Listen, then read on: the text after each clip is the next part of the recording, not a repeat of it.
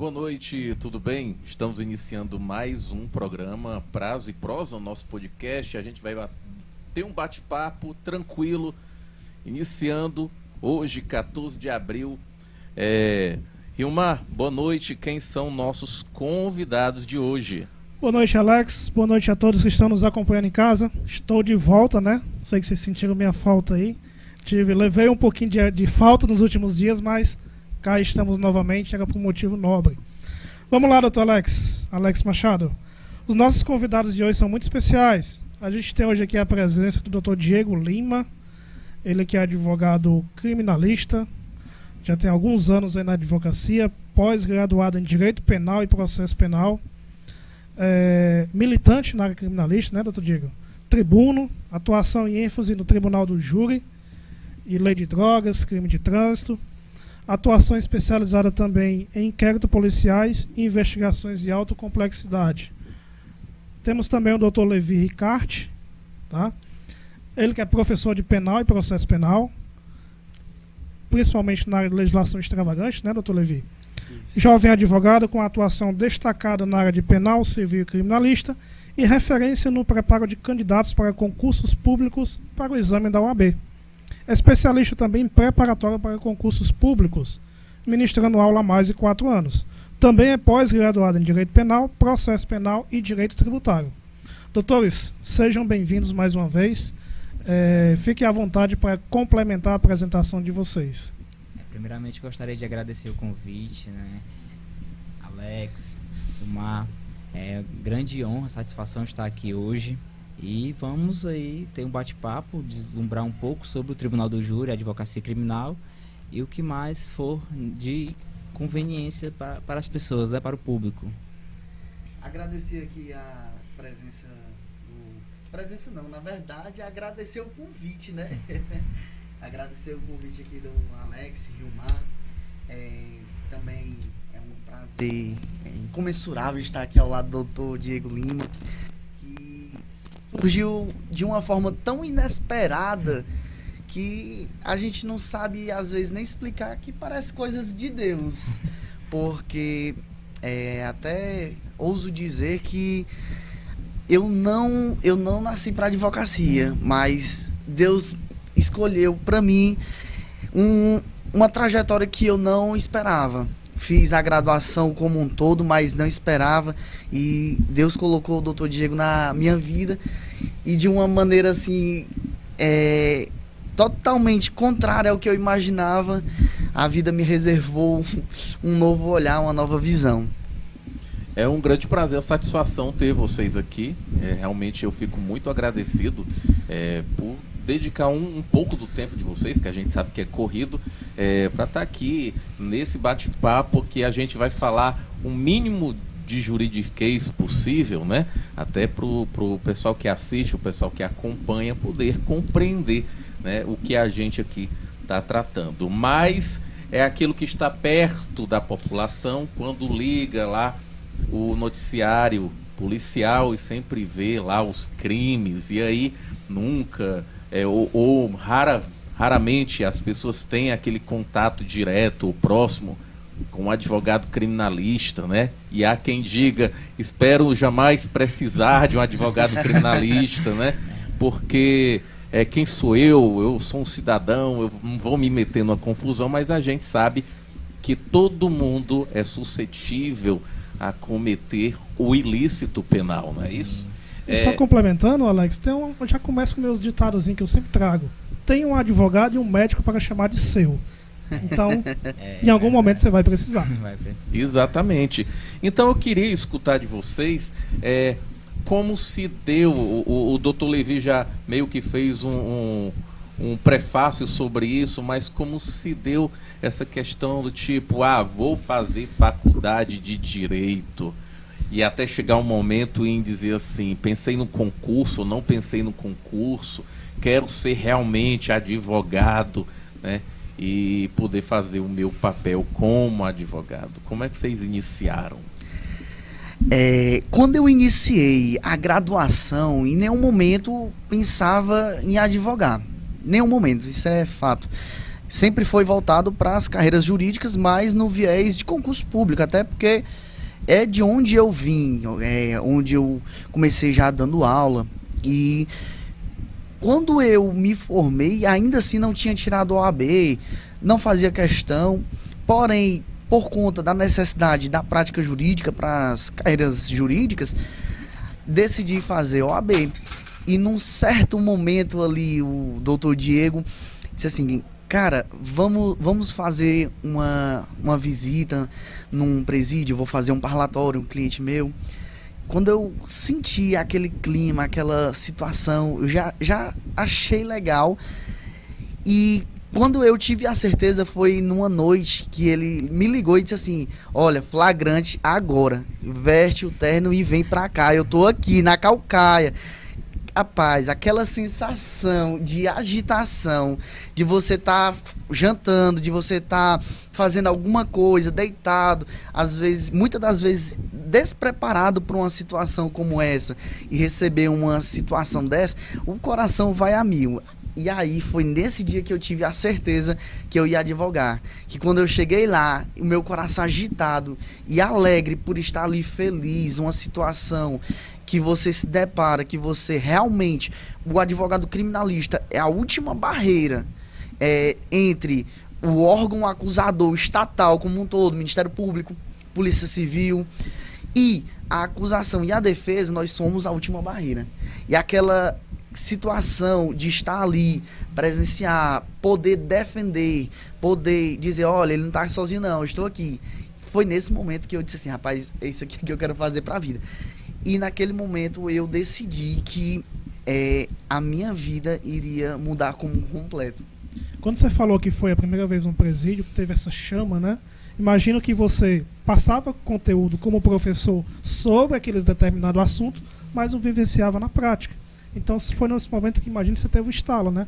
Pô, tudo isso que eu passo para os meus alunos, agora eu estou podendo executar na prática. E o doutor Levi contando aqui, parece aqueles filmes de bombeiros, né? Que a gente assiste, que fica ali o cara, incêndio agora, aí todo mundo se arruma, vamos agora, que tem que chegar no local, tem que estar bem paramentado e tem que, né, o máximo possível, passar aquelas orientações para o seu cliente, né?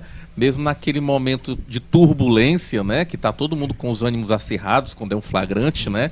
E é bem engraçado fazer essa comparação, né? E você, doutor Diego, esse início aí de carreira, né? Quando é que você começou a fazer a faculdade de Direito? Por quê?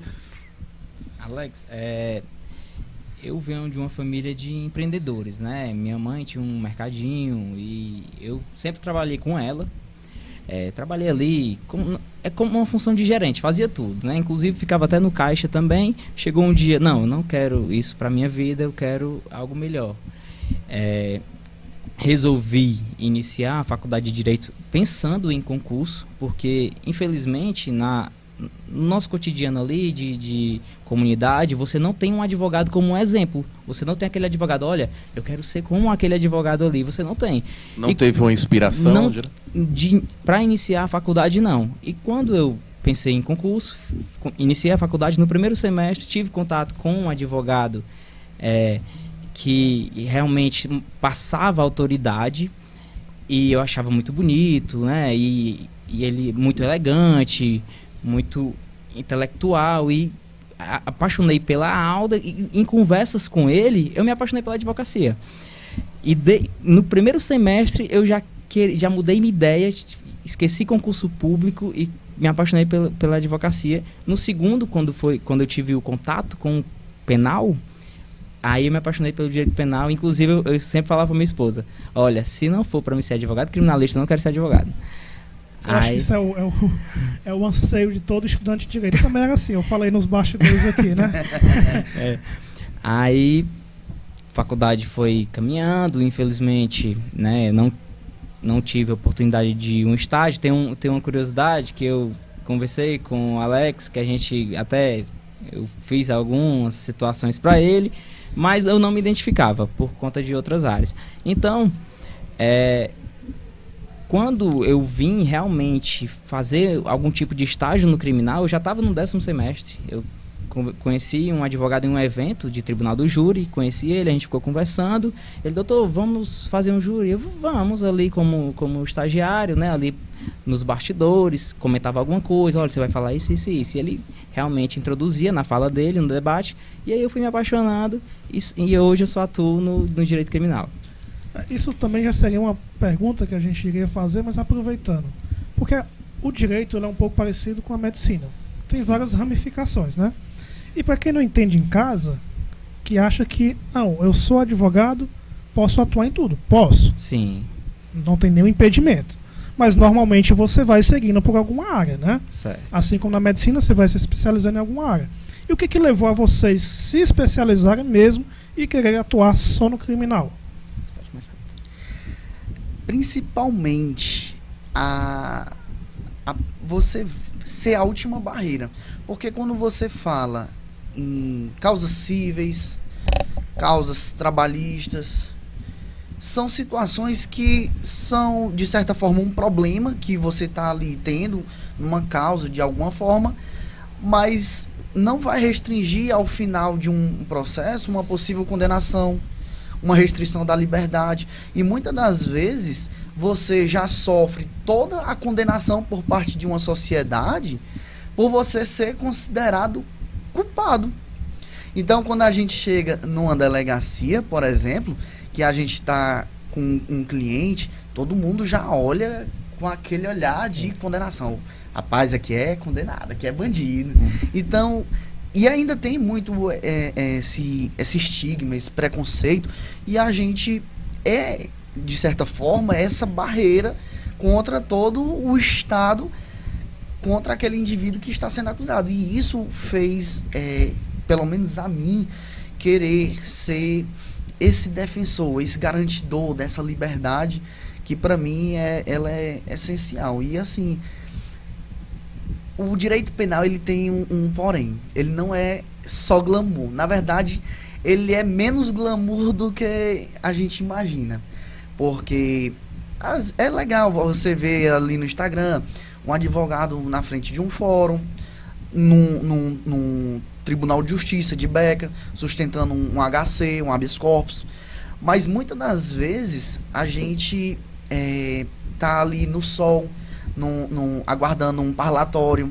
A gente tem que caminhar centenas de metros para visitar um cliente nosso, porque a gente não tem um aparato necessário. A gente tem que conviver também com essa questão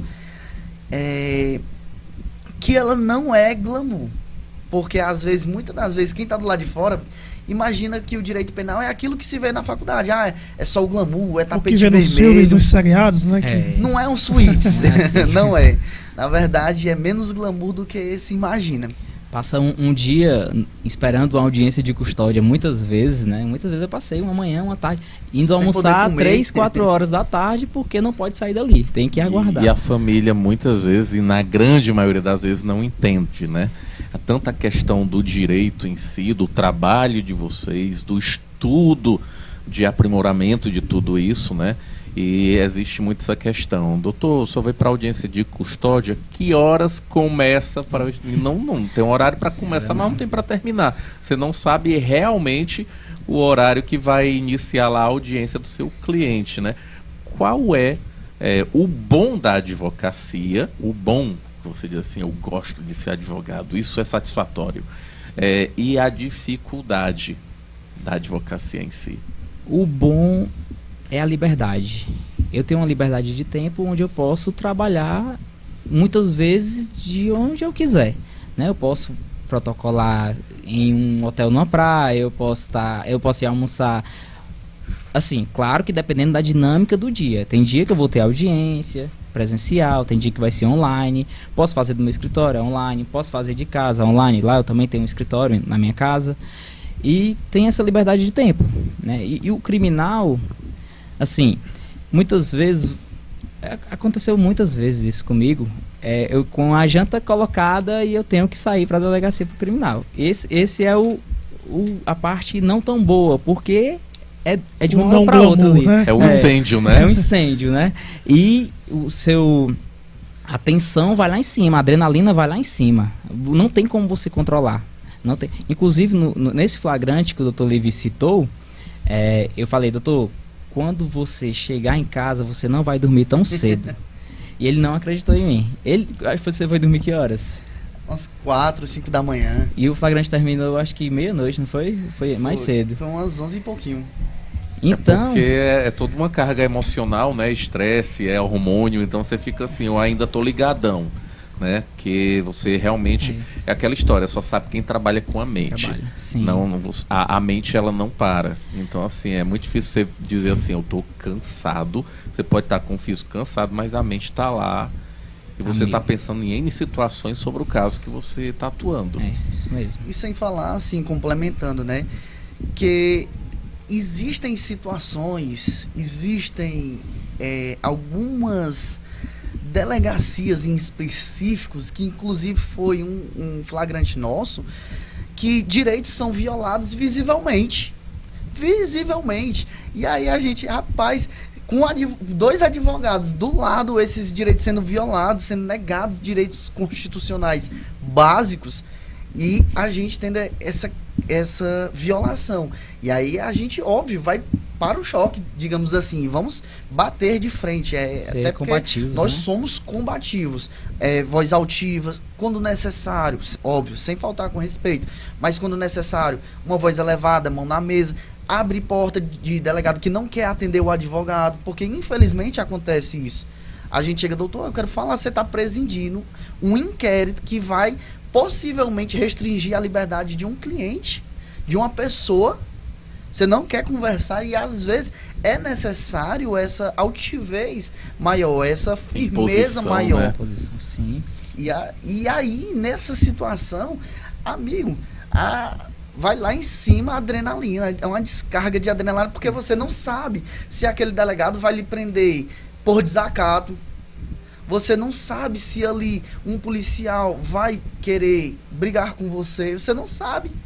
Então é uma descarga de adrenalina enorme. E o poder de decisão tem que ser muito rápido, né?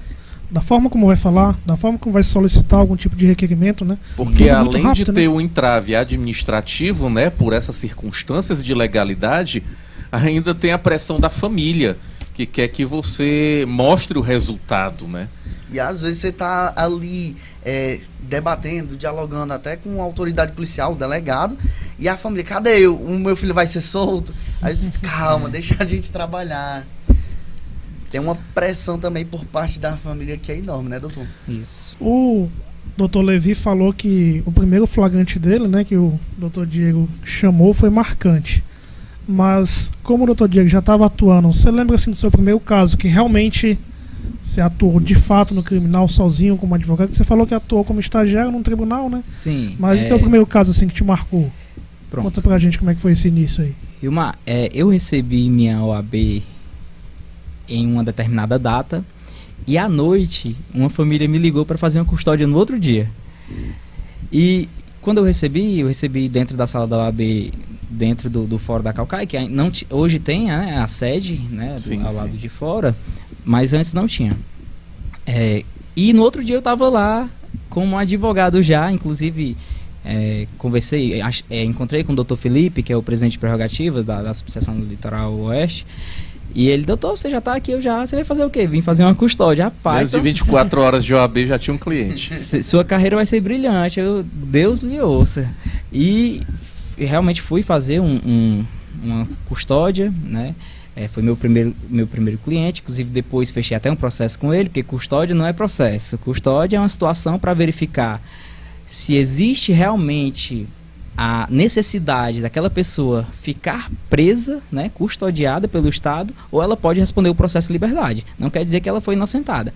E consegui sim uma vara de soltura para ele, era um crime de trânsito, né, onde ele passou a noite detido, e consegui no primeiro dia de OAB eu já tinha... Já foi sucesso. Sim. Né? Você falou um pouquinho da custódia, eu queria até relembrar um fato, que eu estagiei na vara de custódia aqui em Fortaleza pelo MP. Foi um dos meus estágios, né? E me serviu muito para abrir a mente, desmistificar o que era uma audiência de custódia. Porque o que a gente vê na mídia prende num dia, solta no outro. Até hoje eu não escuto isso. A polícia prende e a justiça solta. Não é a justiça, é o advogado solta. A polícia prende e o advogado vai lá e solta. Então, assim, a audiência de custódia me serviu muito para abrir a mente, nesse tempo que eu fiquei estagiando lá, para entender. E eu gostaria que você tocou nesse assunto, até para as pessoas que estão em casa entenderem como é que funciona essa audiência de custódia. Poderia explanar um pouquinho sobre ela, até para desmistificar um pouco também? Sim, claro. Infelizmente, né, as pessoas vem muita informação da mídia, assim, informações pela metade, né? A mídia quer vender notícias. O sensacionalismo, né? Isso, sensacionalismo. O que vende é a desgraça, né? O que vende na mídia... Isso é o que é visceral, né? Então, a audiência de custódia serve para ver a legalidade do flagrante ali, se realmente foi uma forma legal ou ilegal, ou se há ou não a necessidade de manter aquela pessoa presa. Aquilo ali, a audiência de custódia não terminou o processo. Para falar a verdade, nem iniciou em tese, né? Então, a audiência de custódia serve para mostrar que aquela pessoa, se ela tem um risco à sociedade, né, até pela gravidade do crime, muitas vezes, por histórico, né, de antecedentes do próprio acusado ali naquele momento, se ele pode responder o processo em liberdade. Isso não quer dizer que o processo vai acabar, isso não quer dizer que ele foi absolvido, quer dizer que ele vai responder em liberdade. Um dia vai ser julgado, pode vir uma sentença condenatória, mas existe ou não a necessidade de ele responder em liberdade. É isso. A audiência de custódia, em tese... Eu acho que ficou bem claro aí para quem está nos acompanhando, e me recordo de alguns fatos curiosos que eu presenciei, porque eu assistia muito a audiência de custódia por conta do meu estágio. E certa feita, só um parênteses aqui, um senhor mesmo, sabe, assim, bem doce, da Calcaia inclusive, me recordo que era da Calcaia. Ele vendia medicação dentro do ônibus, Fortaleza Calcaia, um saquinho de medicação. Sim. E aí ele foi preso em flagrante, acho que salvo engano, teve uma batida policial no ônibus em busca de possíveis assaltantes. Acabou que ele estava vendendo a medicação dele. Então, assim, é um crime ofensivo, questão de saúde, sim. Mas, se comparando com crimes de homicídio, o que aquele senhor estava fazendo demais? Nada. Lógico que ele foi solto no dia seguinte. Eu aposto que ele nem sabia. Ele na cabeça dele, ele nem imaginava que estava cometendo um ilícito. Isso. Então, assim, existem alguns casos bem peculiares. Claro que também acompanhei alguns de assassinato. Óbvio que crimes de maior potencial ofensivo, de fato, não existe a possibilidade de liberdade naquele momento, né? Mas é para as pessoas entenderem que a custódia realmente é isso. É para analisar a legalidade, né? Isso. Essa questão até de você não ter conhecimento da própria legislação, isso não faz diferença nenhuma, né? Ou faz diferença no caráter processual? Não faz diferença. Não sabia que era crime. Usando esse exemplo do senhorzinho que vendia medicação, né? Até porque o próprio artigo 21 do Código Penal, ele diz: o desconhecimento da lei é inexcusável. Então, eu não sabia. Não pode ser suscitado.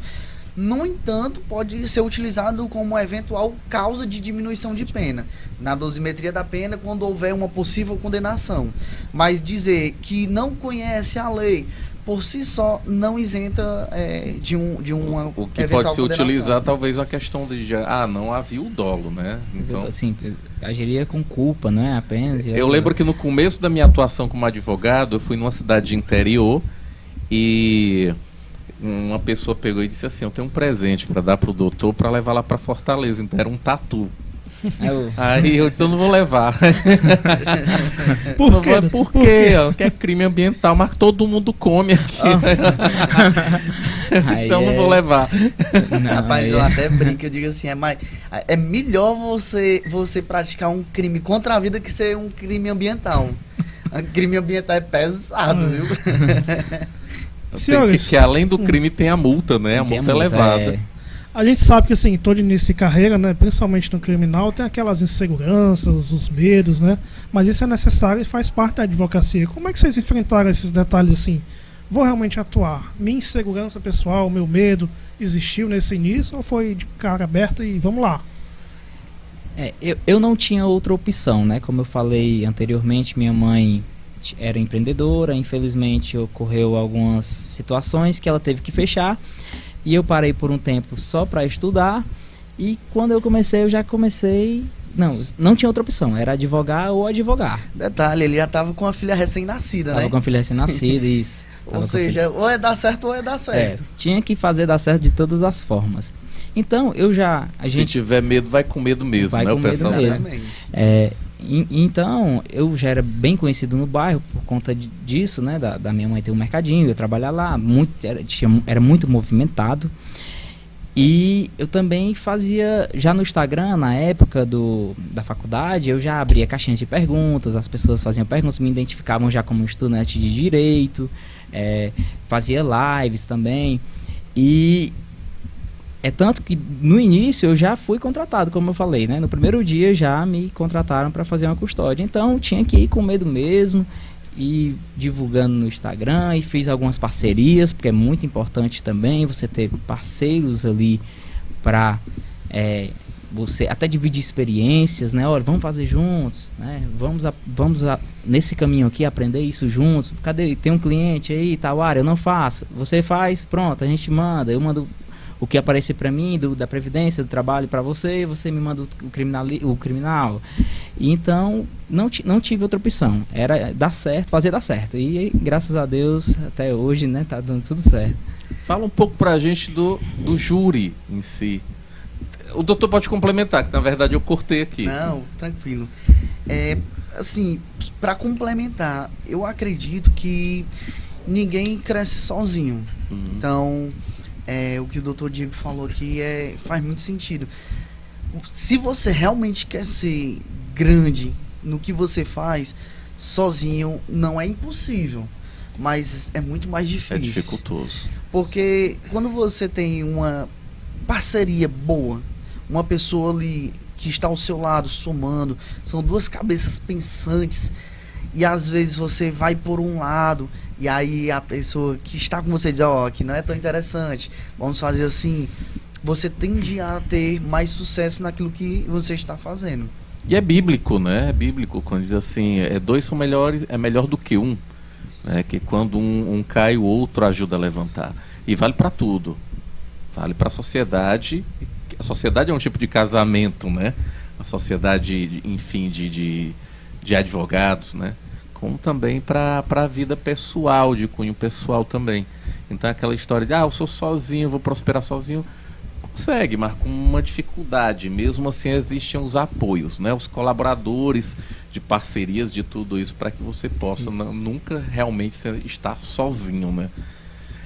Essa questão do júri, né? O júri sempre é algo que abrilhanta os olhos de uma sociedade. Quando fala em advogado, o mais leigo pensa assim, o advogado criminal, é o júri.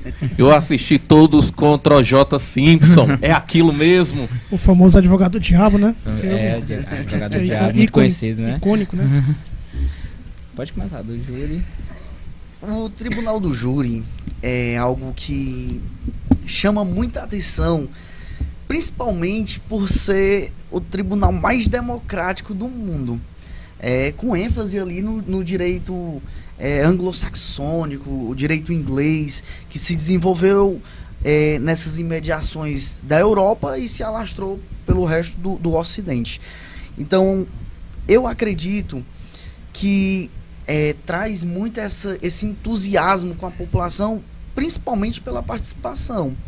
Porque quando se fala em tribunal do júri, quem julga não é o juiz, não é o magistrado. Ele vai conduzir ali, de certa forma, mas o julgamento ele vem da população. Que é o júri popular, né? Ele vem do povo, o jurado, o júri popular, o júri constitucional. Então, no nosso direito, 7 jurados ali julgam uma pessoa. E naquele momento não se faz julgamento do direito, do fato como direito, se aquilo ali é crime ou não. Naquele momento ali estão julgando o fato, porque muitas das vezes, embora seja um fato considerado crime, o jurado pode absolver se ele entender pertinente. Então você vê muito comum, às vezes, um pai que matou o estuprador da filha e ele é absolvido pelo conselho de sentença, que é o jurado. Eu costumo dizer, Alex e Rilmar, que o homicídio é o único crime que ninguém pode falar assim, olha, eu nunca vou cometer. Porque assim, se mexer com a minha filha, se mexer com a minha esposa, com a minha mãe, eu não respondo por mim. Eu não respondo. Eu acredito que de vocês é da mesma forma, né? Então, você pode falar, eu nunca vou traficar, eu nunca vou cometer assalto, um assalto, um roubo, um furto. Agora, um homicídio você nunca pode falar que nunca vai cometer, né? Até muitas vezes as casas das pessoas são invadidas, você tem que se defender, é seu bem, você se sente bem, a sua casa é seu refúgio. Ter um estranho na sua casa já é um perigo enorme para você, então você vai se defender como? Entendeu? Então, eu costumo sempre dizer isso, as pessoas, o único crime que você não pode falar que nunca vai cometer é o homicídio. Porque aí tem várias vertentes, né? A legítima defesa, o culposo, estado de necessidade, o dolo mesmo. Tem um dolo, sim. Excludência de culpabilidade. Eu já atuei como estagiário em um caso que o rapaz teve a sua casa invadida. Ele não reagiu naquele primeiro momento, só que quando o outro saiu, que era vizinho dele, ele agiu em legítima defesa. Só que um pouco mais do que a hora do que poderia, né? Ele poderia ter agido antes, só que ele agiu depois. E a acusação contra ele era de homicídio qualificado. Ter extrapolado os limites da defesa. Homicídio qualificado. Nós, né? Eu, doutor Pedro Brasil, que estava nesse caso, acho que ele veio até aqui, também teve participação aqui, doutor Pedro Brasil. Sim. Que é o colega do doutor Pablo Keller, né? Isso, eu estava com ele nesse júri e a gente conseguiu reverter. Eu estava como estagiário ainda, não podia atuar, mas conseguimos reverter a situação. Demonstramos para o conselho de sentença que foi legítima defesa. E os 7 jurados ali julgaram, né, por maioria. Não precisa convencer os 7. Essa é a outra dúvida. Não precisa convencer os 7. Não tem que ser uma decisão unânime, né? Não tem que ser uma decisão unânime. Nos Estados Unidos tem que ser uma decisão unânime. No Brasil, não. É a maioria. A maioria. 4, se eu não me engano, foi 5-2 para a legítima defesa. E a gente conseguiu absolver o réu nesse caso. Mandar uma alôzinha aqui, Alex, para quem está nos acompanhando pelo YouTube. A Sédima Lopes. Boa noite, Sédima. Dona Laide Venâncio, sua mãe, né? Opa, beijo, mãe. O José Flávio, nosso ouvinte Aceira, boa noite. Como sempre faço, assistindo esse maravilhoso programa. Parabéns, Alex e Rilmar. Obrigado, Flávio. E a Sédima complementou. Flávio. Boa noite, ótimos advogados. Deve ser amiga de vocês, a mãe, alguém? É minha mãe. Igual dizia a Xuxa. Manda um abraço pra sua mãe, rapaz. Pronto. Não só aproveitando pra minha mãe, né? Mandar um beijo pra minha mãe Sédima. Mandar um beijo pra minha neném, a Laura, ela também tá me assistindo. Eu falei, olha, papai vai passar ali no YouTube, você vai assistir, vai passar na TV. Beijo, neném, pra minha esposa, Joyce. O Ítalo Gonçalves, Top Demais, doutor Diego, doutor Levi, a Sabrina Duarte, boa noite. Fabiana Nogueira, boa noite. Obrigado pela presença de vocês e quiserem participar, podem mandar pergunta pelo chat de YouTube, que a gente replica aqui para os nossos convidados. É isso aí, pessoal. Aproveita, manda pergunta. Desmistifica os mitos que existem aí com relação ao direito criminal, né, e tem tudo isso, né? Essa questão da gente estar suscetível a cometer algum crime. A preparação do advogado em um júri é muito minuciosa, porque como ele é muito dinâmico, né? Então tem diversos fatores que podem atrapalhar uma boa defesa, né? Começando da boa oratória do Ministério Público e em tentar convencer os jurados de que realmente houve o cometimento do crime em si, de forma arquitetada e qualificada. Isso. Né? Assim, parece que existe uma regra entre os promotores de qualificar todos os homicídios. Você não pega um homicídio que não tem uma qualificadora. Existe uma regra entre eles de sempre qualificar, não importa. Então, os desafios, o primeiro desafio, o jurado está todo dia na vara com o promotor, todo dia ele está julgando ali. Primeiro desafio, ele é um estranho para você, aquele promotor está todo dia ali, todo dia ele está ali acusando, ele se torna, não vou dizer, não é amigo, é uma pessoa mais íntima, mais próxima do jurado, querendo ou não, sim, indiretamente sim, vínculo, um vínculo, né? E muitas vezes o advogado é um estranho ali, não é para ser, está totalmente errado, mas o advogado é um estranho porque o advogado faz um júri por mês, um júri a cada 15 dias, diferente do promotor que está todo dia ali com os mesmos jurados. Então, o primeiro desafio já começa aí, né? Você já tem que tentar desvincular essa questão essa intimidade entre o promotor e o jurado, porque infelizmente sim, é natural do ser humano, né? Isso é natural do ser humano. E aí tem que ter uma boa oratória, né? A gente vai combater, realmente é um combate, é uma arena onde o Ministério Público vai falar durante 1h30, 1 hora, depois a defesa fala, e por último, né, se ele preferir, pode ainda continuar com mais falas, né, tem mais 1 hora posteriormente, e depois a defesa tem mais 1 hora para falar. Então, é aquele... ele fala, outro fala do outro lado, e vão anotando os pontos, né, e combatendo cada ponto que o MP falar, e o MP combate cada ponto que o advogado fala. Isso tem que ter um raciocínio muito rápido, muito rápido, né, porque sim. é uma arena intelectual, né? Sim. Doutor Levi, só eu pergunto que eu acho que vai complementar. Seria então um teatro essa atuação no tribunal do júri? Tem que ter um pouco de ator ali, de atuação? Eu acredito que não é questão de teatro. Muito pelo contrário, é de persuasão. O tribuno, no júri, ele tem que ter a qualidade de persuasão. Porque muitas das vezes você tem um fato, você tem um direito visível, mas você tem que ter esse dom de convencimento, de poder mostrar para o jurado, porque o jurado não é formado em direito. O jurado não é advogado, não é juiz, não é promotor. Então, é a população, é o povo comum. E aí, muitas das vezes, não se tem o conhecimento que nós temos. E aquilo que para nós é claro, evidente, o jurado não consegue, às vezes, enxergar o que é uma legítima defesa. Principalmente se for novo, digamos. Um jurado que não participou de outros júris. E aí, você tem que ter esse poder de convencimento, de persuasão, de persuadir aquele jurado, aqueles 7 jurados que estão ali para poder absolver ou poder condenar. E nesse caso é um pouco complicado, porque tem-se esse embate entre o órgão acusador, o Ministério Público, e a defesa. E muitas das vezes o próprio Ministério Público ali fica tentando quebrar o raciocínio da defesa, como invadir as falas, ficar soltando piadas, e a defesa... Tentando desestabilizar emocionalmente, né? É muito comum, mais do que as pessoas imaginam. E a defesa, ela tem que vir com a mentalidade blindada ali, com aquele senso de defesa, de realmente acreditar na inocência ou acreditar numa causa de diminuição de pena para poder mostrar para o jurado. Quando eu fiz a pergunta questão do teatro, é porque eu me recordo, como eu falei para vocês, até nos bastidores, eu nunca assisti um tribunal de júri, gostaria. Mas enfim, os caminhos levaram para outros lados.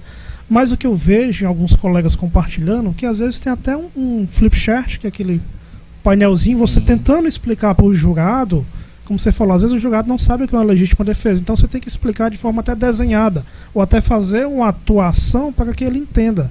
Então, nesse sentido, por isso que eu acho um pouquinho do teatro nesse sentido, entendeu? E eu me recordo de um seriado americano, que eu assisti e eu fiquei encantado, que o advogado de defesa, ele começa o tempo dele de defesa em silêncio. E ninguém entendia o porquê. Não me recordo agora o tempo, se era 1 minuto, era 2 minutos. Mas começava o reloginho contando e ele totalmente em silêncio, quietinho na dele. Quando terminou determinado tempo, ele começou a fala dele falando assim: esse foi o tempo que o acusado ficou esperando o atendimento médico, porque eu acho que o acusado morreu ou algo do tipo. Então, assim, ele teve que usar esse teatro para os jurados entenderem. Sim. Entendeu? Por isso que eu acho que leva um pouquinho do teatro nesse sentido. É sobre a questão de mostrar como foi a dinâmica da situação para os jurados. Exato, é isso que você quer falar. Exatamente. Inclusive, já vi júris, né, com manequins. Você leva um manequim para demonstrar como foi. Não só assim, como advogados demonstrando no outro. Como se deu, por exemplo, teve um júri muito emblemático, se não me engano, em Minas Gerais, que a pessoa deu 47 facadas. Aí o advogado queria mostrar que era muito rápido que você poderia dar as 47.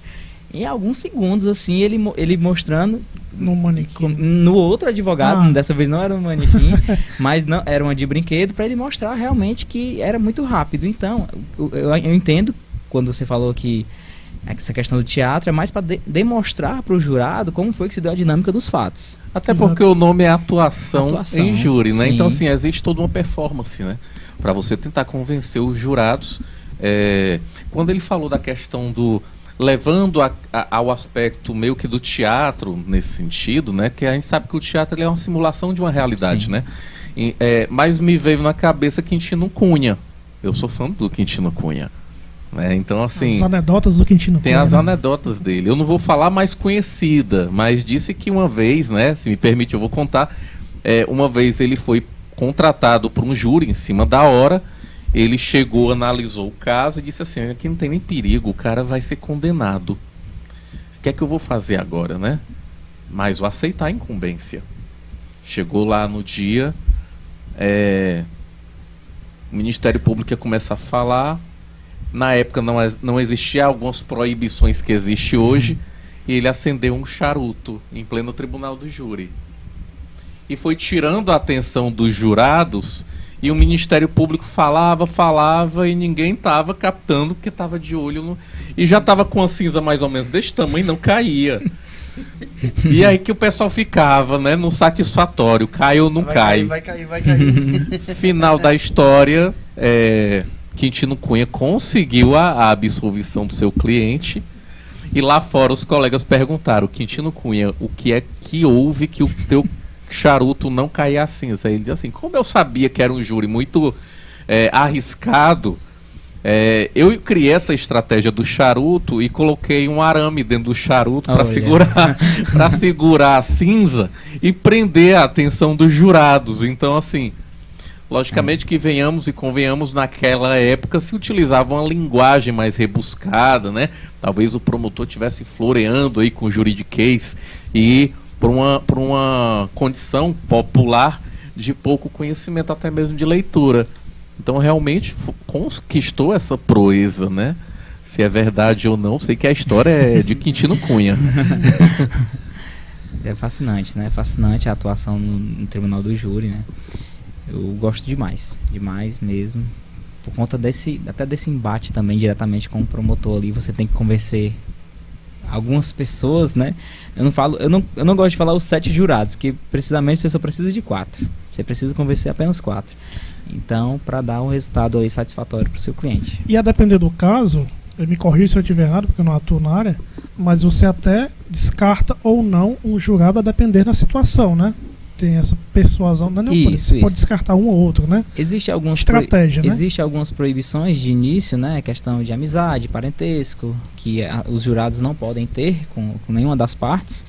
E quando começa, para falar a verdade, tem que começar com no mínimo 15 jurados. E desses 15 são sorteados 7.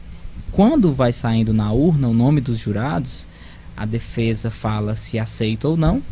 Tem três recusas. E o Ministério Público, né, o promotor do outro lado, também fala se aceita ou não. Também tem 3 recusas. Vou dar um exemplo. Geralmente, o que acontecia em feminicídios? Para a defesa, não era interessante mulheres. Um jurado composto somente mulheres. Não era interessante. Então, eles tentavam descartar as mulheres. Uma briga de bar. Não é interessante para a defesa mulheres, porque, querendo ou não, a natureza do homem é a natureza de defesa ali, às vezes, né, uma pessoa mais bruta, mais brusca ali, uma briga de bar diante de 2 homens, como é que você vai convencer? Você vai convencer trazendo homens também para mostrar que eles fariam a mesma coisa. Então, para a defesa, algumas estratégias utilizadas seriam essas, né? Você tem... Como funciona para ser jurado? Pode falar. Você pode continuar aí, rapaz, eu tô falando já. Em regra, qualquer pessoa pode ser jurado. E aí vai para uma urna e aí vai havendo sorteios. Mas ele chega lá no fórum e diz assim: eu quero ser jurado. Você tem um cadastro prévio, né? Tem um cadastro prévio, né? Faz um anual, cadastro, né? Que eu não concordo com esse cadastro anual, porque fica aquele grupo de jurados ali para o ano todo. E o certo né? Até o CPP fala que teria que ser por meses, né? Todo mês teriam que ter sorteios de 25 para ficar responsável por aquela vara ali para serem sorteados cada 7, né? Então, tem que fazer o cadastro prévio. Qualquer pessoa pode fazer. Mas assim, infelizmente, na dinâmica do nosso júri aqui, uma pessoa CLT não vai fazer um cadastro, porque ele ganha folga. Quem é o patrão que vai manter aquele funcionário ali, jurado, que às vezes na primeira vara do júri de Fortaleza tem júri praticamente todo dia. Ele vai ganhar folga praticamente todo dia. O patrão não vai. Ele vira profissão jurado. Vira né? profissão jurado. O jurado ganha alguma coisa? Não. Ele está a serviço da justiça, né? Serviço da justiça, não ganha. Não Assim ganha. como o mesário nas eleições também, Isso. né? Não recebe nada, né? Se tiver de carteira assinada, tem direito às folgas, né? As folgas, sim. Apenas. Outra curiosidade é que há uma determinação pelo Código de Processo Penal de isenção dos jurados. Como assim? Quando se inicia um júri, naquele júri, o jurado não pode ter contato com o mundo externo. Então ele não pode conversar com outros jurados, não pode conversar com outras pessoas que ali estão presentes, não podem ter acesso até mesmo à internet, Celular, não para pode. não ter influência externa. Porque muitas das vezes você está julgando um fato e a mídia como um todo, ela pressiona. E para haver essa isenção, eles não podem ter esse acesso com o mundo externo. E acontece que existem júris de maior complexidade que duram mais de um dia. E eles têm de ficar ali confinados, não necessariamente dentro do tribunal, mas o tribunal tem que disponibilizar um hotel onde eles vão resguardar a isenção daquele jurado. E é o exemplo emblemático do caso da chacina do Curió. O júri teve 11 dias o primeiro julgamento. 11 dias subsequentes, assim, em sequência. E aí E tem que ser disponibilizado um oficial de justiça, né, para acompanhar, para resguardar essa questão, que não podem se comunicar. Mas de fato, conseguem resguardar essa confidencialidade? Conversa de Para manter a bastidores. idoneidade, né? Assim, acredito que pode surgir até como é que eu posso dizer? Recompensas, né? Tipo assim, condena lá o cara, né? Sim, inclusive, se eu não me engano, foi vazado a imagem de jurado aqui no júri do Curió, foi vazado e teve até uma troca de jurado, se eu não me engano.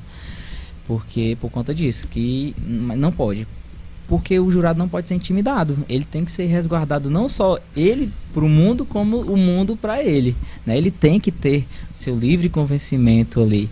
Diferente do juiz. Soberania, né? Tem a soberania dos vereditos também. Então, é isso, né? Não pode ter nem o acesso ao mundo externo, nem o mundo externo pode ter acesso ao jurado.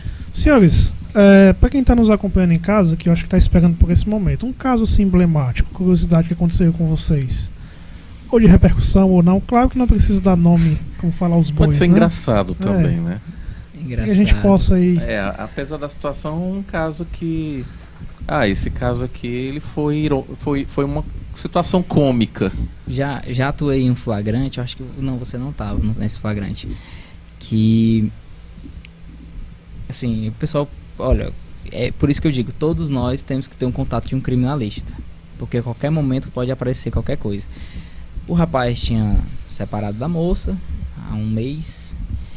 E ele chegou de surpresa em casa e encontrou outra pessoa tomando banho. E teve agressões.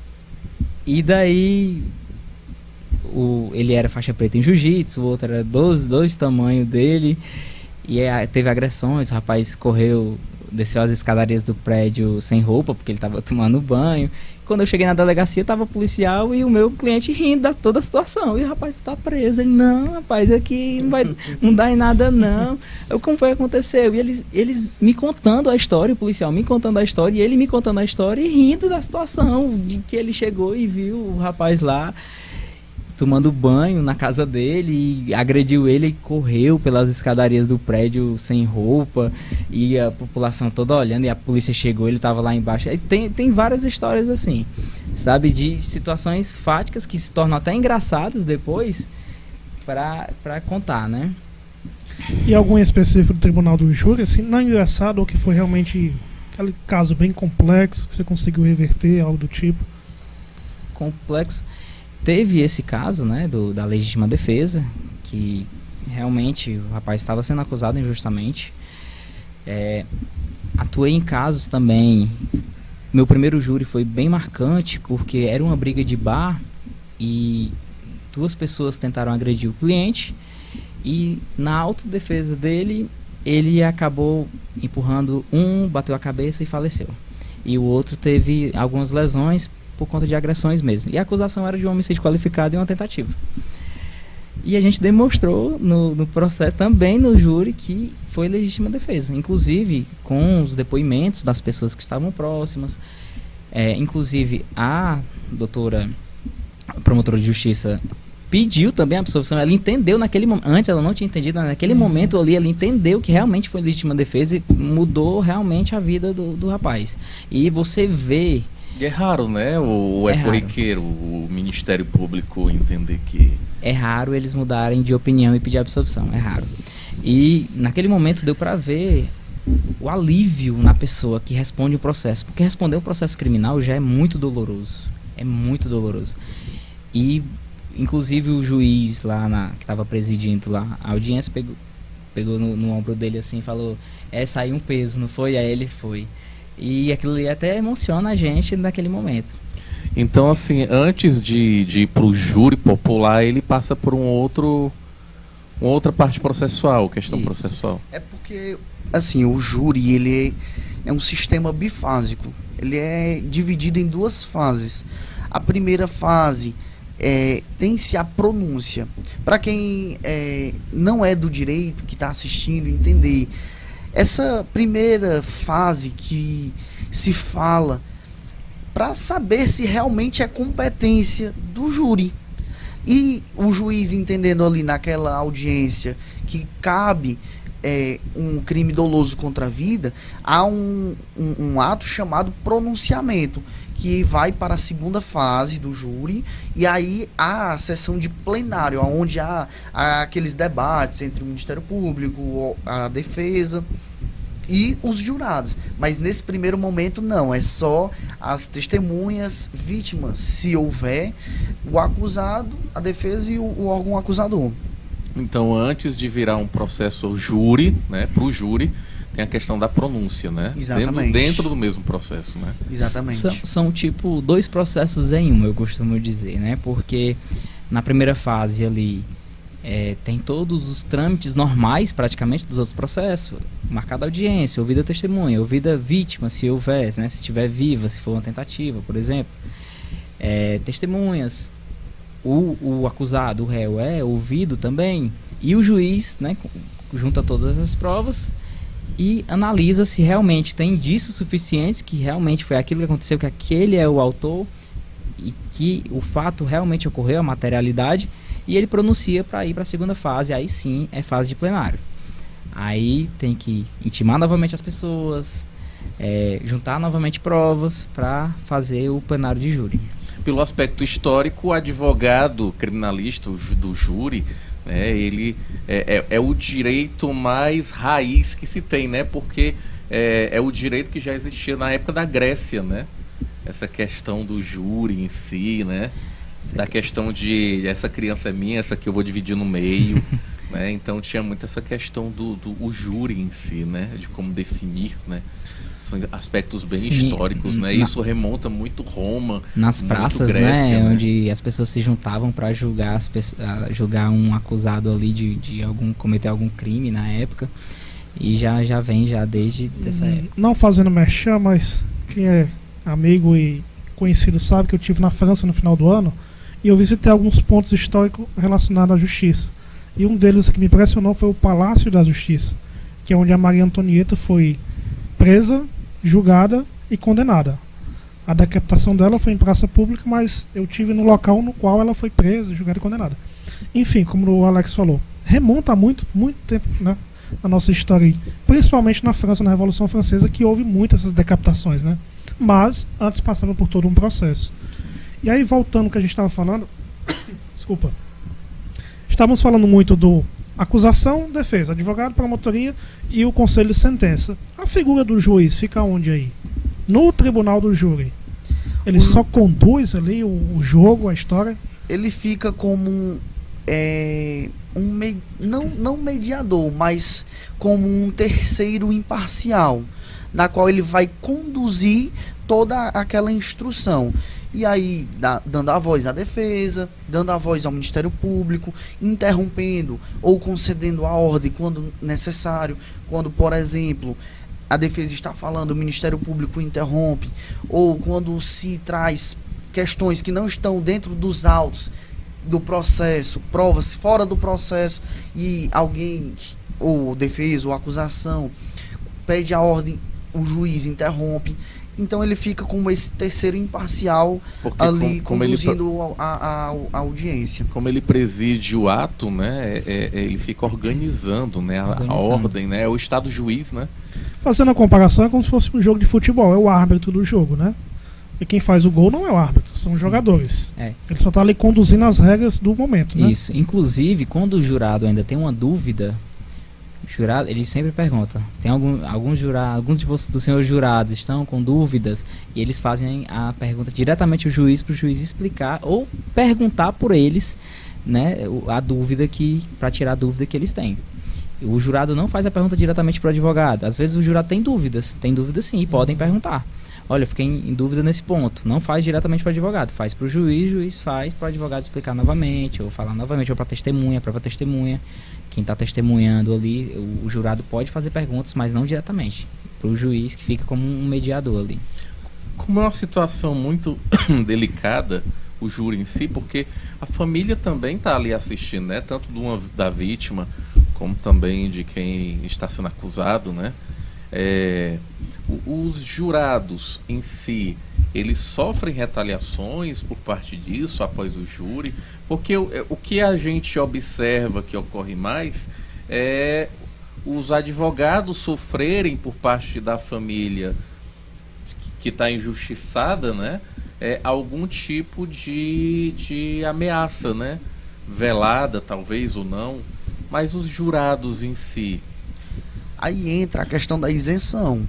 Porque quando o jurado volta pela condenação ou absolvição ou acatar uma tese de diminuição de pena, nem mesmo nós, advogados, que às vezes vamos assistir, temos a ciência de quem votou a favor, quem votou contra. Então, os únicos que realmente sabem que quem votou ali são juiz, Ministério Público e órgão de defesa, no caso os advogados ou Defensoria Pública.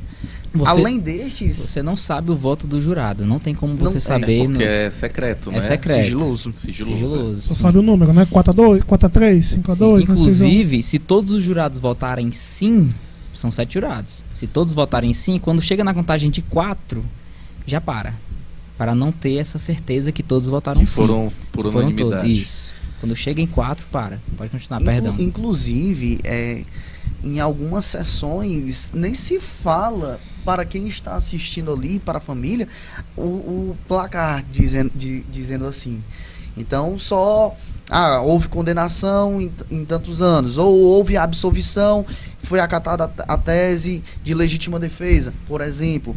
Então, nem todo caso também é divulgada essa questão da votação em quantidades.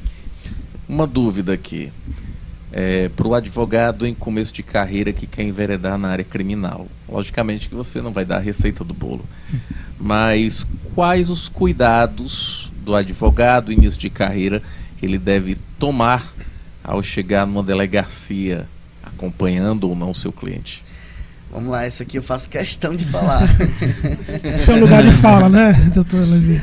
Eu brinco aqui até com as pessoas que eu converso e digo assim: rapaz, doutor Diego, nós somos advogados de delegacia. Rapaz, falou em delegacia, a gente sempre está. E assim, é difícil você ver hoje advogados atuando em delegacia, por incrível que pareça. No estado do Ceará, a gente até comenta bastante que é muito difícil a atuação de advogado em delegacia. Muitas das vezes a pessoa está sendo ali presa em flagrante e não comunica, advogado, deixa rolar e num eventual processo ou contrata um advogado ou aciona a defensoria pública. Mas aqui no estado do Ceará tem essa certa deficiência. No entanto, a nossa atuação em delegacia, ela é um tanto quanto peculiar, porque a nossa atuação é combativa. E a gente chega numa delegacia, os próprios policiais ali que estão conduzindo aquele inquérito, eles sentem essa diferença quando a gente chega e diz assim, olha, eu vou acompanhar aqui a oitiva dos policiais. Eu vou acompanhar. E ele disse, doutor, você vai acompanhar aqui? Eu nunca vi isso aqui, não. Os advogados normalmente não fazem isso aqui, não. Você só acompanha o do cliente, de vocês. E isso é uma coisa tão simples, pra mim eu acho muito simples, muito comum, que é o certo a se fazer. É o básico, né? Pra mim é o básico. É o serviço completo. É o básico. E no último flagrante, justamente, o policial mesmo falou, doutor, eu vou conversar com o delegado, porque eu nunca vi isso não aqui. Não, mas aqui a nossa atuação é diferente. Eu falei até brincando desse jeito. Inclusive, teve um flagrante que a gente participou, que às vezes os ânimos ficam um pouco mais aflorados. O policial lá começou a falar, a gente já sabendo que o flagrante, meu Deus do céu, vão atrás de nós. Não.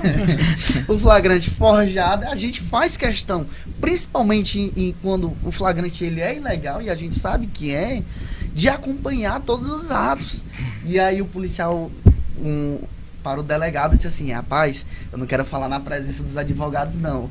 Doutor, o senhor há de conceder aqui, porque a gente não está pedindo um favor, a gente está exigindo o exercício das nossas prerrogativas. É uma lei federal, está no Estatuto da Ordem dos Advogados do Brasil, artigo 7º. A gente não vai sair, a gente vai acompanhar todos os atos e infelizmente ele vai ter que falar na nossa presença. Aí ele olhou assim, o delegado, sem saber o que responder, só realmente, infelizmente. E quando o nosso cliente foi depor, ele queria participar e ele estava inferindo ali no depoimento e o nosso cliente começava a falar, ele dizia, é mentira. Aí eu disse, não, aí você vai ter que sair. Doutor, eu falando com o delegado, por gentileza, retire o policial da sala, ele está trazendo aqui constrangimento, tá trazendo transtornos. Contaminando totalmente Aí o delegado teve que tirá-lo e ele ficou ali meio sem saber o que fazer, porque ele não pôde a gente presenciou o ato dele, mas ele não pôde presenciar o nosso. Mas apesar disso tudo, né, você pediu algumas dicas. Primeira dica, o policial não é seu inimigo. Você não vai chegar na delegacia tratando as pessoas com arrogância porque você é advogado, não. Você chega, o famoso da carteirada, não precisa disso. Não precisa disso. Boa noite, como foi que aconteceu a dinâmica? Às vezes o policial vai lhe ajudar, não, doutor, aconteceu isso, isso e isso, mas foi dessa forma aqui. Aí você já vai criando ali uma defesa na sua cabeça. Então o policial não é seu inimigo. Chegue com calma, converse com todo mundo, fale direitinho, né? Vai ferir suas prerrogativas, aí sim, você aumentou de, olha, meu direito é esse, né? Vocês estão querendo violar o meu direito. E geralmente, quando você fala isso, aí eles liberam. Não, doutor, então, já que é seu direito, eu vou liberar para você. O ideal seria chegar em todos os órgãos públicos, pelo menos com o mínimo de gentileza, sim, né? Sim, com certeza. Aí é uma questão que a gente vê, principalmente da jovem advocacia, essa dificuldade. Porque muitas das vezes você tem um direito, mas não é só sobre ter, mas a gentileza e a educação ela vai ser bem-vinda em todos os cantos. Então, assim, doutor Diego sabe que onde a gente chega, a gente é muito bem recebido, às vezes, por um policial que já acompanhou outro flagrante nosso, e ele disse, doutor, você tá aqui de novo, rapaz. E aí, às vezes, o cliente está ali sem entender, mas o ato de gentileza, ele gera gentileza. Sim. Eu posso até relatar aqui que eu já fui em presídio, né, e o que eu observava é que chegava um advogado que pudesse chegar lá de uma forma bem arrogante, né? Eu quero falar com o meu cliente e tal, não sei o que, vocês estão colocando dificuldade. E aí eles marcarem o advogado e toda vida que ele chegava, não, o seu cliente ele não quer falar com você. Sendo que ele nem chamou. né? Então mas criou uma animosidade desnecessária, Sim. né? Dentro de um ambiente carcerário, e o cliente dele ficou numa situação desassistido, né? Sim. De toda forma. Inclusive, esse mesmo policial aí que estava interrompendo, que pediu a nossa retirada na hora do depoimento dele, ele veio pedir desculpa depois. Quando a gente saiu, ele, doutor, desculpa aí e tal. Não, que é isso, rapaz, a gente estamos só trabalhando aqui. Ele, não, doutor, é porque a gente Os atos são estritamente profissionais. É porque é um clima tenso, não é um clima calmo, né? E você procurando resguardar todos os direitos do seu cliente e os seus também, e ele só está tentando trabalhar. E muitas vezes ele não é acostumado com um advogado combativo, que quer realmente analisar toda a situação com calma e ter direito a todos os atos. Então o ideal e a dica que sempre se dá é aquela velha história. Se eu for para uma delegacia, receber lá a cartinha de intimação para comparecer à delegacia, eu preciso realmente de um advogado? Eu vou deixar para o doutor Diego, porque inclusive ele tem um caso emblemático que a pessoa entrou como vítima e saiu como investigado. Infelizmente, né? Sim, eu acredito que se você... Qualquer coisa que você for fazer em sede policial, em delegacia, procure um especialista, nem que seja tipo assim, doutor, fui intimado. Ou então, doutor, vou fazer um BO. Me oriente. Quanto é que você me cobra só para orientar sobre esse BO dessa situação aqui? Porque assim, eu atuei em caso de grande repercussão que as pessoas contratavam o réu do... Eu quero falar sem demonstrar muito o caso em si. Porque o rapaz foi acusado de facilitar cirurgias plásticas, e eram num hospital público, e quando ele ia procurar a pessoa não cometia nenhum crime, a pessoa pagava ele que estava cometendo o crime. Agora tinham vítimas que falavam que foram procurar ele e caíram por corrupção ativa, né? Corrupção ativa. Então as pessoas se frustraram em não fazer a cirurgia, perderam dinheiro e ainda responderam processo penal porque falaram no depoimento que foram procurar um funcionário público para pagar para ganhar uma cirurgia. Aí, justamente, vítimas se tornaram réus nesse caso. Temos aqui, o Alex e convidados, mais uma participação do pessoal. O Dr. Pedro Brasil mandou um abraço para vocês. Dr. Pedro Brasil. Também o Ítalo fez uma pergunta aqui. E se o cliente na delegacia não fala toda a verdade? Como é que fica a atuação do advogado nesse caso? Nesse caso, ele mesmo se prejudica, porque o advogado é o aliado dele, ele tem que falar toda a verdade. Olha, doutor, aconteceu dessa forma, dessa forma e dessa forma. Naquele momento é o melhor amigo. Naquele momento. Você tem que falar toda a verdade para o seu advogado. Você não pode mentir nem para o padre, nem para o advogado. Não pode, porque assim, mesmo o cliente não saindo naquele momento na delegacia ou na custódia, o que ficou registrado ali vai ser usado no processo.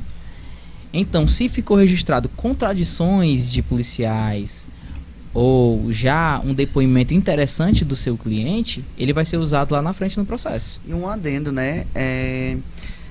A atuação em delegacia, ela é muito interessante, porque você, para quem não é da área criminal, aquele depoimento, aquela oitiva, aquele interrogatório feito em delegacia, ele é utilizado em todo um processo criminal. Sim. Então, às vezes, um processo demora 5, 6, 10 anos, é utilizado aquele depoimento feito naquela época. Na delegacia.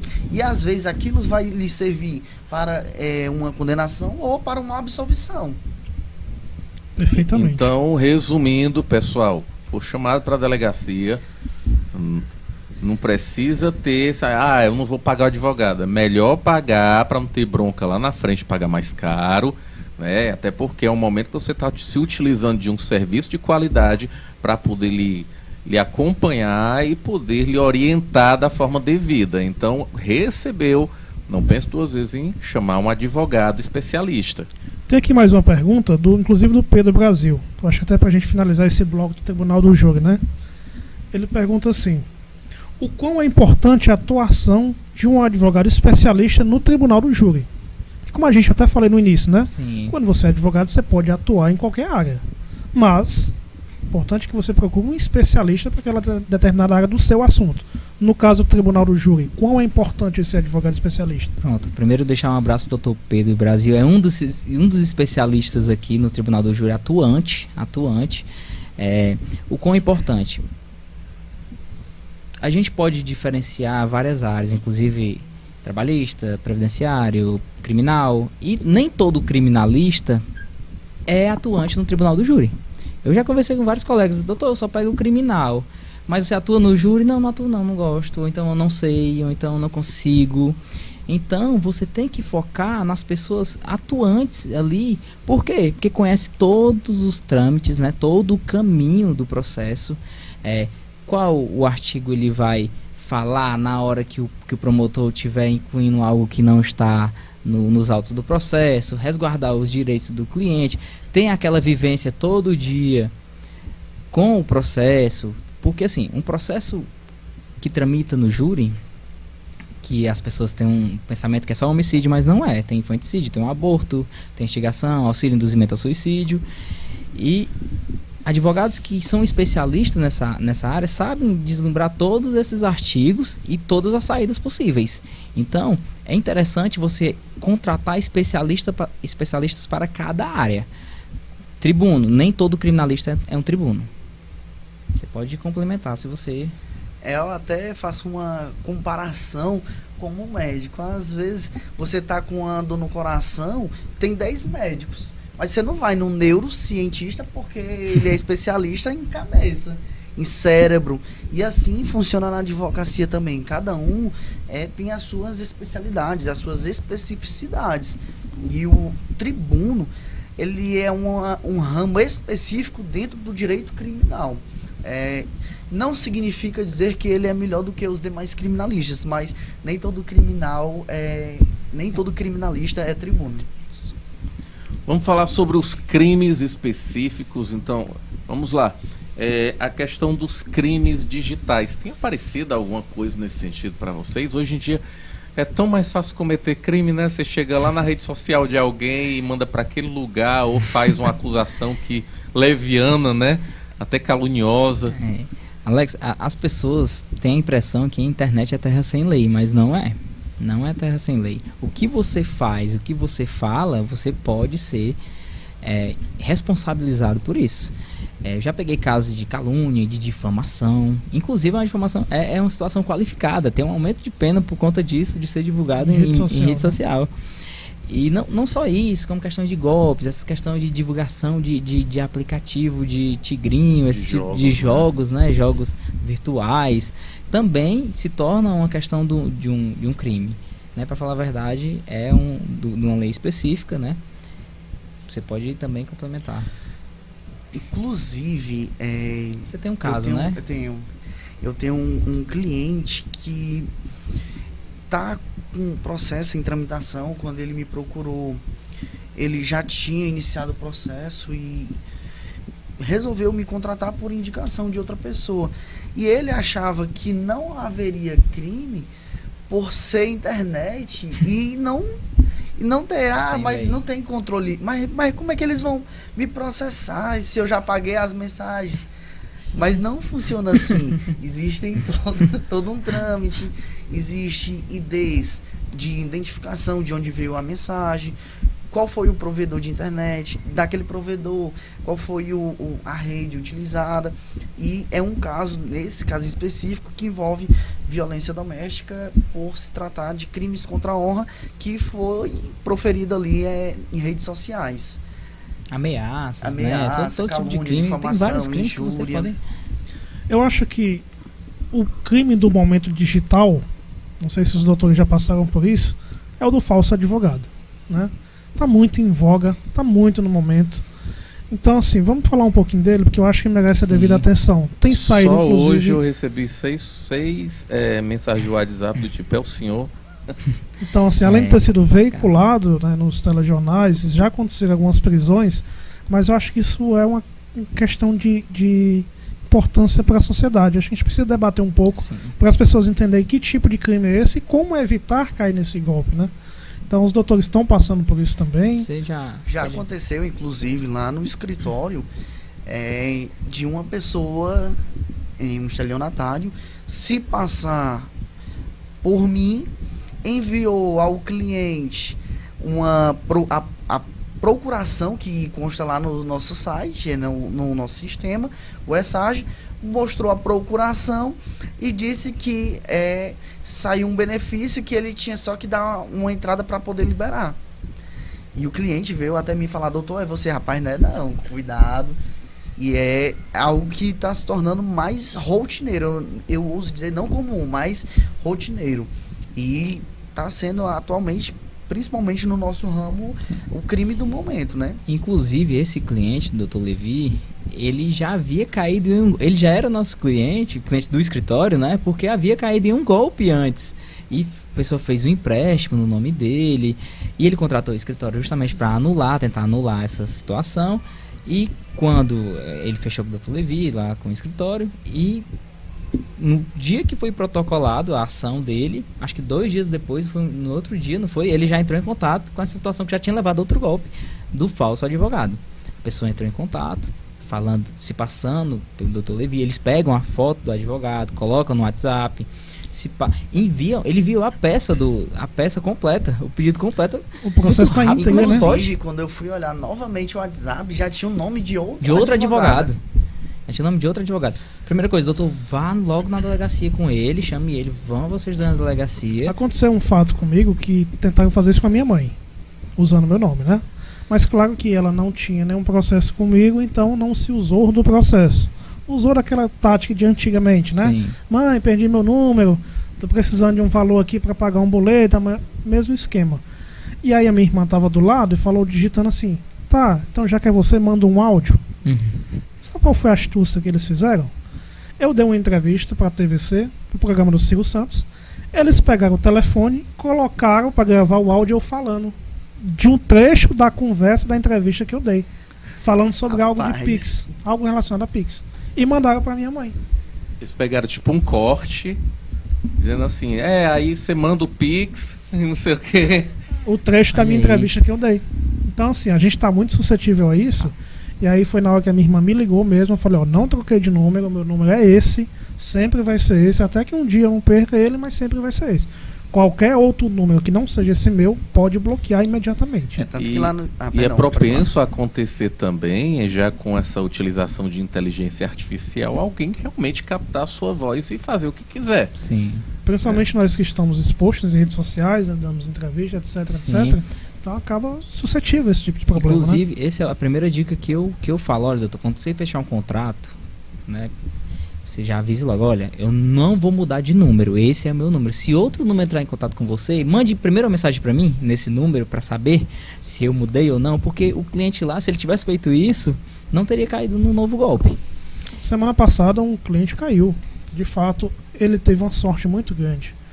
Não vou revelar valores da ação, mas digamos que o valor da ação fosse X. Ele pagou 4X. A sorte é que o banco dele bloqueou os boletos e não conseguiu seguir com o pagamento. Mas mesmo assim ele ainda perdeu um valor em Pix. Está tentando reaver. Então, assim, tudo por uma falta de comunicação, né? De conferir de fato, né, se realmente a informação é verdadeira ou não. Tanto que lá no escritório a gente orienta, quando fecha um contrato com o cliente: olha, a gente não vai estar lhe pedindo nenhum valor, pagamento, em WhatsApp, nada. Quando a gente trata de financeiro, a gente faz uma reunião aqui no escritório de maneira presencial, até mesmo para evitar você cair em um golpe, tendo em vista que hoje em dia está essa situação. E tem que explicar para o cliente também que muitas vezes eles acham que é um vazamento do seu próprio escritório. Não é. Então no Brasil todo está ocorrendo isso. Eu chego a printar notícias do Brasil todo para mandar para o cliente assim: não é só conosco. Isso é preocupante porque são processos públicos que acaba tendo documento das pessoas lá dentro. E o cliente também fez questionamento: doutor, mas tem o documento meu, da minha irmã, dos meus irmãos, que é uma ação de alvará. Então tinha o documento de todo mundo. E aí eu falei: infelizmente a gente está suscetível. O processo é público. Não é algo que necessitasse de segredo de justiça, né? Então é um caso sério que eu acho, enquanto advogadas, a gente tem que realmente bater de frente nisso e deixar o máximo de informação possível para as pessoas, né, que estão contratando os nossos serviços enquanto na parte jurídica. Com certeza. Da minha parte, da minha atuação, meus clientes nenhum receberam porque eu não tenho ações. Não são ações cíveis, não são ações cíveis para receber dinheiro, nem Na nada, verdade, né? não estão presos, né? Geralmente são meus clientes que atuam dessa forma. Alguém tinha eles, deixa. Mas enfim, agora voltando para o outro lado, assim, nessa questão do Pix, quem comete esses atos, né, desses tipos de golpes? Quais os crimes eles estão incorrendo, né? Até para as pessoas entenderem que por trás desses golpes tem um criminoso ali, né?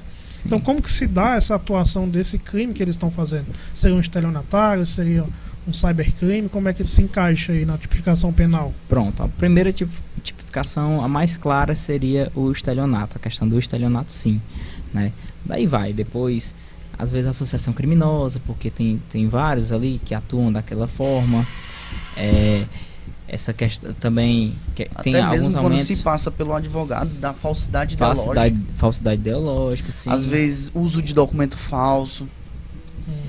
Então depende muito do caso concreto. Depende Pode muito do ocorrer caso vários concreto, crimes sim. ao mesmo tempo. Inclusive, essas contas que caem, esses dinheiros, são contas de pessoas laranjas que às vezes recebem só para pegar aquele dinheiro na conta. Olha, recebe esse dinheiro na conta para mim que eu te dou tanto. Não é nem quem tá te dando o golpe ali, é um terceiro, um laranja, que popularmente chamado de laranja, que só recebe aquele dinheiro e rápido sai. E às E vezes ele tem que ter cuidado porque ele se torna cúmplice, porque ele teve um retorno de alguma garantia, né? Só que aí tem uma dificuldade quando a gente fala nesse terceiro chamado laranja, que é utilizado somente para ter a utilidade ali da conta. A facilitação, né? Muitas das vezes é um morador de rua, muitas das vezes é uma pessoa ali que está em situação de rua por utilizar drogas, ser um drogado, e ele não tem endereço. Você bota um endereço qualquer e você, eu vou investigar. Tudo bem, mas você nunca vai encontrar aquele real, aquele laranja, porque ele não tem endereço. Muitas das vezes o estelionatário atualmente se utiliza dessas artimanhas para poder ali se esquivar dessa situação. E quando encontra o laranja, você não vai recuperar seu dinheiro, porque o dinheiro não está com o laranja, ele está com quem contratou ele ali naquele momento para receber o dinheiro. Vamos falar sobre... tem um outro também que eu vejo muito, é daquela famosa venda da OLX, né? Venda na OLX. Que o cara pega, vendeu uma moto, só porque o cara que tá vendendo a moto não é bem o que... Sim. É outra pessoa. E o cara diz assim, diz que eu sou teu primo, que eu tô arranjando comprador para você. Tem vários golpes, né? Na OLX, eu me lembro uma época que eu tava vendendo um carro e o rapaz entrou em contato pedindo fotos, e porque quem ia comprar era outra pessoa. E não, tem foto do documento? Não tem foto do documento não. Se você quiser, como é essa dinâmica desse golpe? Ele vende o carro, ele é um golpista, ele vende o meu carro para uma pessoa, a pessoa vai lá, analisa meu carro, eu não perdo, quem perde é a pessoa que vai analisar meu carro. A pessoa paga o dinheiro para ele, como se ele fosse o vendedor, aí quando for pegar o veículo é meu, não é dele. Entendeu? Eu coloquei um veículo meu para vender na OLX morrendo de medo. Aí veio um cara falar comigo e manda uma foto aí do teu veículo. Não, já tá lá, é aquelas que estão lá. Aquelas estão assim. É que ele queria uma foto diferenciada, ou sei lá, ele queria algo pra... não, bicho, é aquela que tá lá. Sim. Aí se você quiser comprar, a gente conversa. Já ciente do que poderia ser. Inclusive, pode falar. Inclusive, essa situação foi bem inusitada, porque o rapaz estava tentando dar o golpe, ligou pro doutor Diego, e o doutor Diego, rapaz, cliente igual você, eu já tô cheio aqui. Foi outra situação da OLX, foi outra situação da OLX, que eu anunciei também um carro, e a OLX geralmente tem um tempinho para ele colocar a tua publicação, teu anúncio, né? 10 minutos, meia hora, depende, cada caso concreto.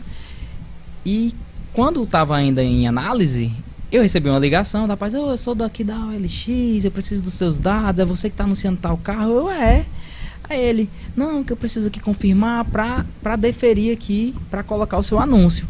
Nesse momento, eu tirei, né, entrei no aplicativo da OLX e vi que o anúncio já tinha sido aprovado. Aí o rapaz, esse cara pegou meu anúncio e tá me ligando para falar que quer meus dados para aprovar o meu anúncio. Aí eu falei com ele, cara, é o seguinte, eu sou advogado criminalista, tu já tem meu número. Eu não caio nesse tipo de golpe, não. Já que você já tem meu número, se você precisar, você já entra em contato. Já entra em captação. Vamos falar sobre propaganda. Pacote anticrime. Vamos mudar de assunto dentro do criminal. O que é o pacote anticrime? Explica aí pro pessoal. Tá, pacote anticrime é a Lei 13.964 de 2019, que ela trouxe uma alteração significativa em toda a legislação criminal, isto é, alterou o Código Penal, alterou o Código de Processo Penal, alterou o Estatuto de Desarmamento, alterou a Lei Maria da Penha e diversas outras leis. Por que o nome pacote anticrime? É um combinado, um conjunto de leis que alterou as demais. Daí o nome pacote. E esse pacote anticrime trouxe algumas alterações significativas, principalmente no Código de Processo Penal. No entanto, algumas dessas alterações foram suspensas.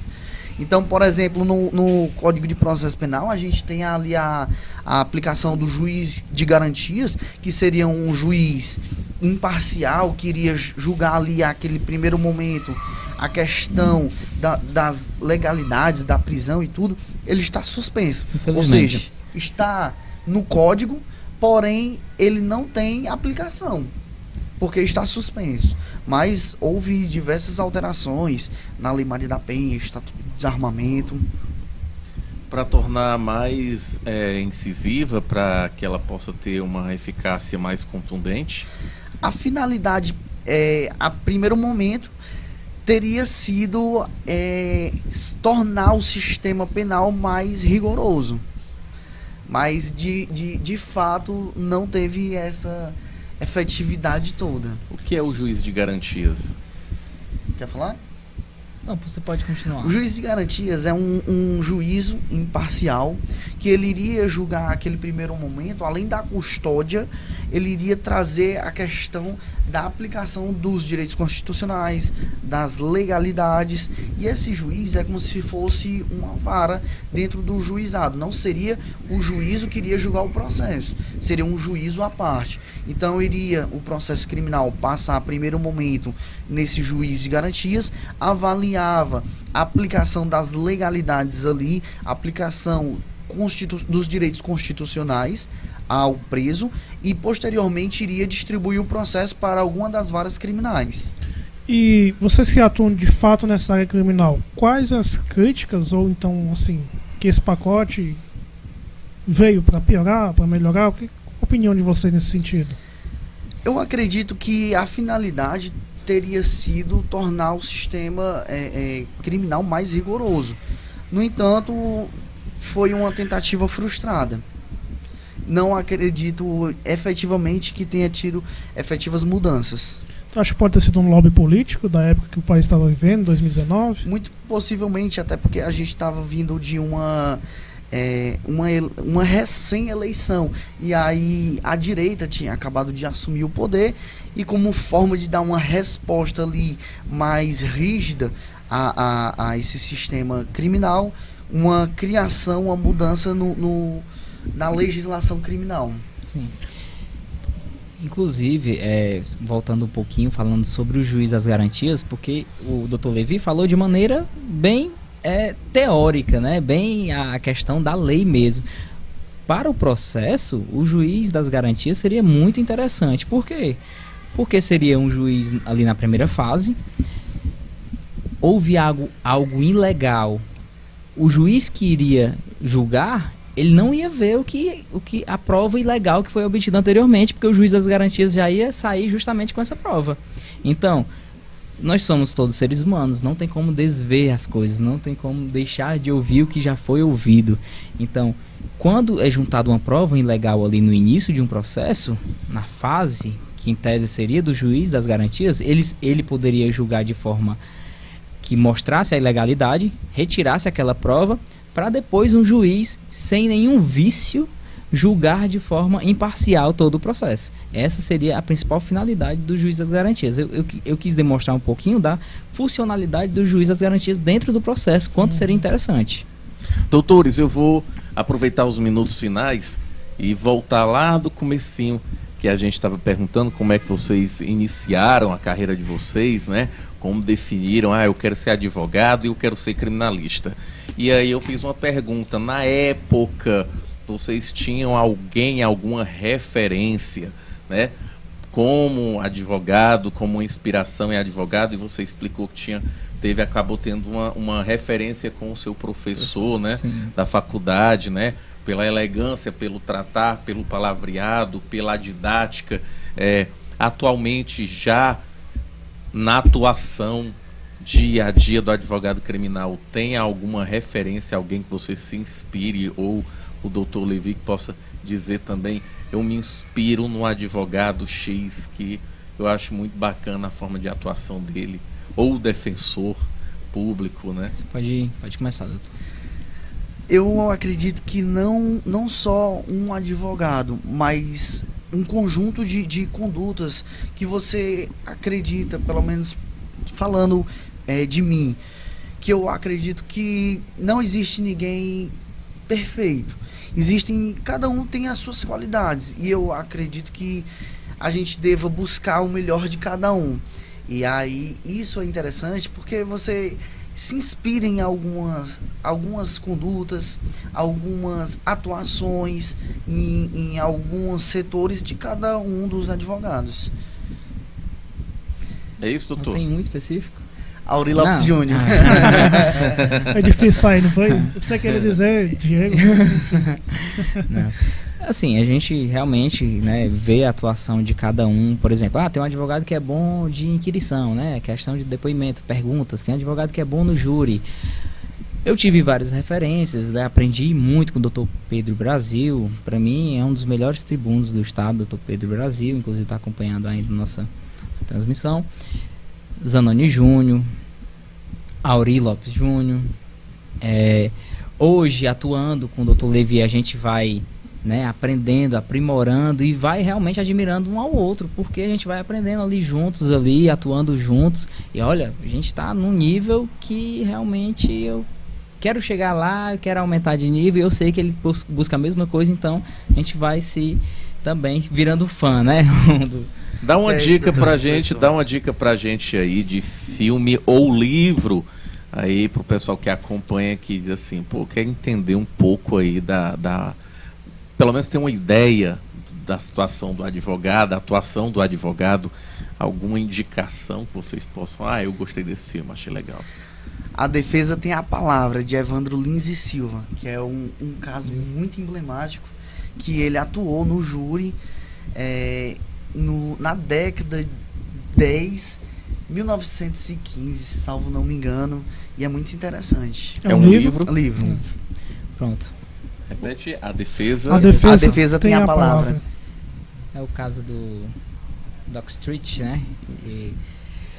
Pronto. Eu gosto muito de séries também, e eu sempre recomendo, inclusive para todos os advogados parceiros e amigos, assistam O Poder e a Lei. É muito interessante. Trata-se de uma vivência realmente de um advogado criminalista, atuante no júri, mas ele pega também outras situações. Ele é muito interessante. Se eu não me engano, ele é uma série antiga que foi, né, regravada agora, O Poder e a Lei. E livro dos Delitos e das Penas. É o livro Cesare que Cesare Beccaria, né? É o livro que todo mundo deveria ler. Me permita também dar uma sugestão, que na época da faculdade eu assistia muita série. Não sou bom em inglês, mas vou tentar falar. Chama How to Get Away with Murder, que em português é Como Fugir Impune de um Assassinato. É Tribunal do Júri direto. Com a Viola Davis, professora, não é? A professora americana, Viola Davis, professora de criminal, Sim. Que ela pega os melhores estagiários da sala para ser os melhores alunos para ser os seus estagiários. E eles acabam entrando numa trama de cometer os crimes junto com ela e ela meio que defende eles, então é muito bacana. Tem suítes também, muitos alunos gostam de suítes, inclusive pessoas que não são da área do direito conversando, né? O pessoal, não, eu já assisti Suits, é muito interessante, tal. O Suits é mais voltado para o direito comercial, né? Direito Aquela comercial, tratativa de isso, negociações, isso. mas o direito ele criminal, sangue, Influência. tiro, porrada de bomba, Poder. é esse Como Fugir Impune de um Assassinato. Eu recomendo. Se vocês não assistirem... Já assisti. Eu vou dar 2 dicas aqui. Código de Conduta, o filme, né? E o outro também, Todos contra O.J. Simpson. Nossa, é pancada. Eu gostei desse filme. Esse Todos contra o J, eu já escutei o podcast do início ao fim. Muito bacana.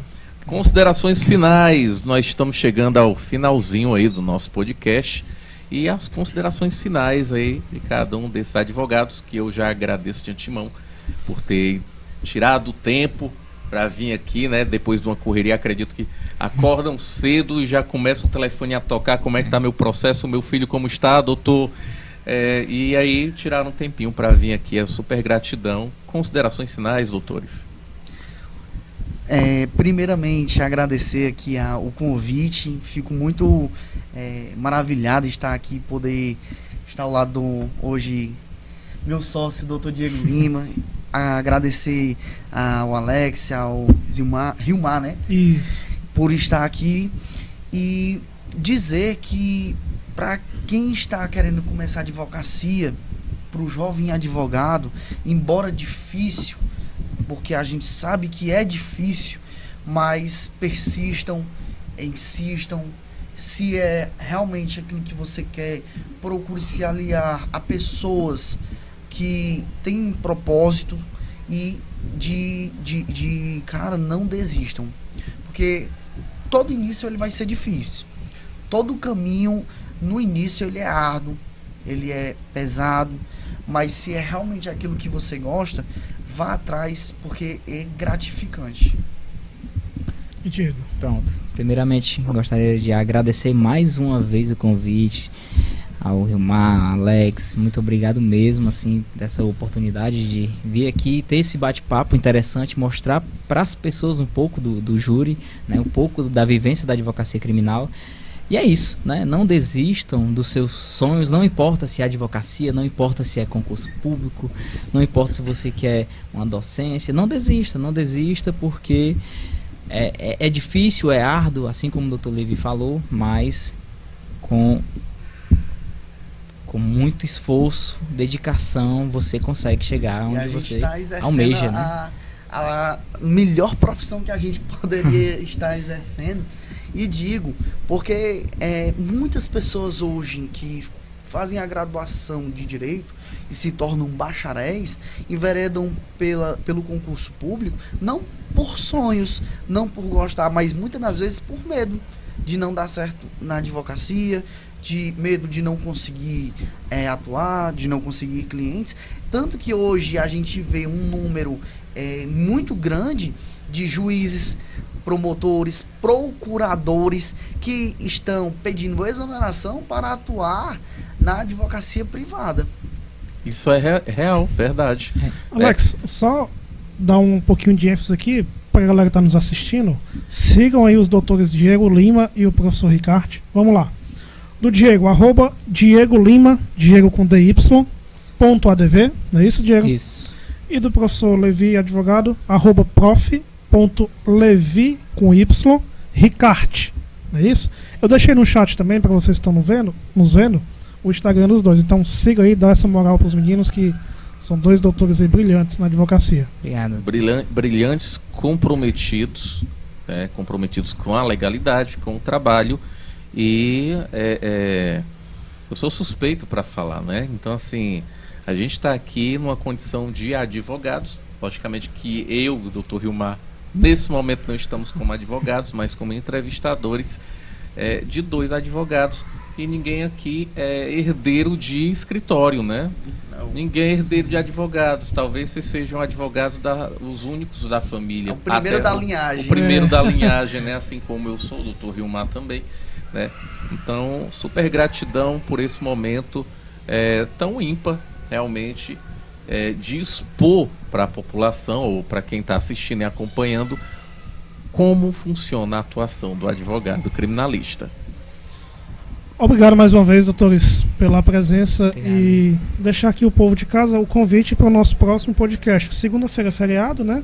Sim. Mas na semana seguinte estaremos aqui de novo e vamos aí bolar uma temática bacana. Tá? Pessoal, fica atento, compartilha e segue lá no Instagram também. @Prazo e Prosa Podcast. É isso aí.